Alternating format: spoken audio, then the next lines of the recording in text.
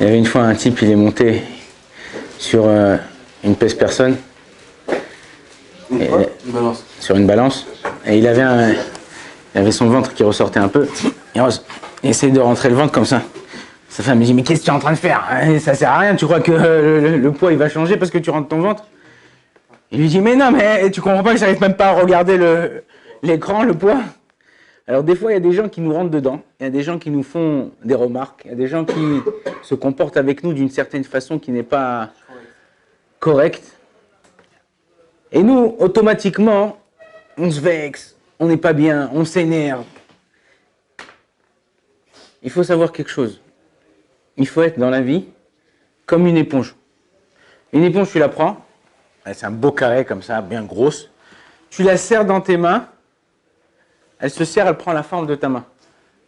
Tu la lâches, elle reprend la forme de l'éponge. C'est exactement la même chose avec nous. Quelqu'un qui travaille sur ses midotes. Et je vous dis à vous, vous êtes encore jeune. Plus on vieillit, dans les années, mais vieillir, ça ne veut pas dire 80 ans. Vieillir, ça peut être 30 ans, ça peut être 40 ans, ça peut être 50 ans. Plus tu vieillis, plus tes midotes mauvaises, elles ressortent. Et si tu ne les as pas travaillées quand tu étais jeune, ce qui se passe, c'est que quand tu es plus vieux, tu n'arrives pas à te retenir. Tu n'arrives pas à te contrôler. Tout de suite, ça va se transformer ou par te renfermer sur toi-même, tu ne veux plus parler, ou tu vas t'énerver, ou tu vas sortir de la maison.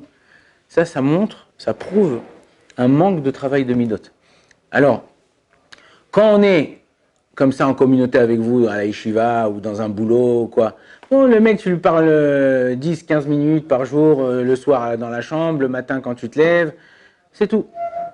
Mais quand tu vas être 24 sur 24 avec ta femme ou avec tes enfants, comment tu vas te comporter? Là, c'est le plus dur. C'est facile de faire le beau gosse en dehors de la maison.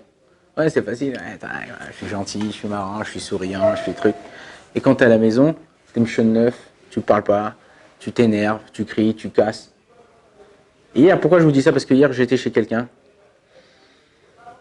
Et il s'est passé quelque chose. Enfin, moi, quand j'étais là-bas, c'était un couple. J'ai senti un petit moment de tension. Bon, je leur ai dit au revoir, ils m'ont dit au revoir gentiment tous les deux, tout ça et tout. Et après, sur la route, il y a quelqu'un de leur famille qui m'appelle, il me dit ça va pas. J'ai dit comment ça va pas? J'étais il y a 5 minutes, j'étais chez eux, tout était clean. Il m'a dit ouais, ça va pas. J'ai dit bon, j'ai appelé la femme. Votre mari est là, je l'entendais derrière grogner, casser des trucs. Et jusqu'à qu'il a pris ses affaires, il est parti. Et ça, hein, c'est une personne qui est assez âgée, qui a un peu plus de 60 ans. C'est dû à quoi? C'est dû au fait que la personne, elle n'a pas travaillé sur soi-même. Et vous êtes là à la yeshiva, vous êtes là, vous étudiez. Tout le but du limoud, c'est pas d'être un savant, c'est pas d'être un chacham. Rabbi Nachman de Breslev, il dit comme ça. Il dit, vaut mieux savoir pas beaucoup, ça veut dire pas être un grand chacham, un grand sage, mais savoir se comporter vis-à-vis de l'autre.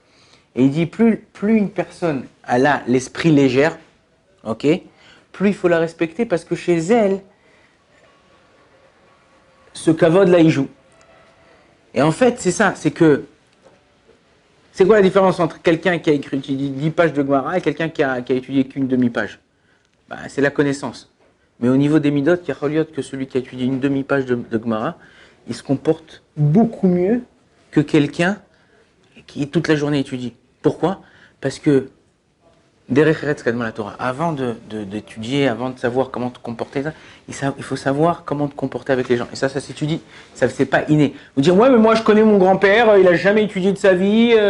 C'est un ami à moi, son beau-père, hyper gentil. Il m'a dit, ouais, mon beau-père et tout, il est pas du tout religieux, mais midot. Je lui dis, c'est vrai, c'est possible. Mais ça, c'est la vitrine. Ok, quand tu vas dans un magasin, tu vois, vitrine, tu vois un costard. Boule! Il arrive bien cintré, le pantalon comme il faut et tout. Tu rentres dans le magasin, tu l'essayes. Chez toi, il te fait des formes un peu partout. Pourquoi? Parce que ça, c'est la vitrine et ça, c'est la réalité. Je lui dis, attends le jour où il va voir une discorde entre vous deux. Tu vas voir comment il réagit. Là, ça sera sa vraie personne. Bémet, c'est passé quelques mois. Il avait un certain projet. Il en a parlé avec son beau-père. Et là, chasse le naturel, il revient au galop. Et là, ça a commencé à chauffer et tout ça. Il a décidé de couper court et de ne pas rentrer dans cette histoire. C'est ce qu'il faut faire en général.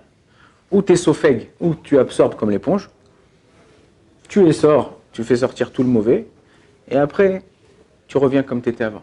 Parce que, peu importe ce qui se passe dans notre vie, ça laisse des cicatrices. Que ça soit avec ta femme, que ça soit avec tes enfants, que ça soit avec ton beau-père, que ça soit dans ton travail.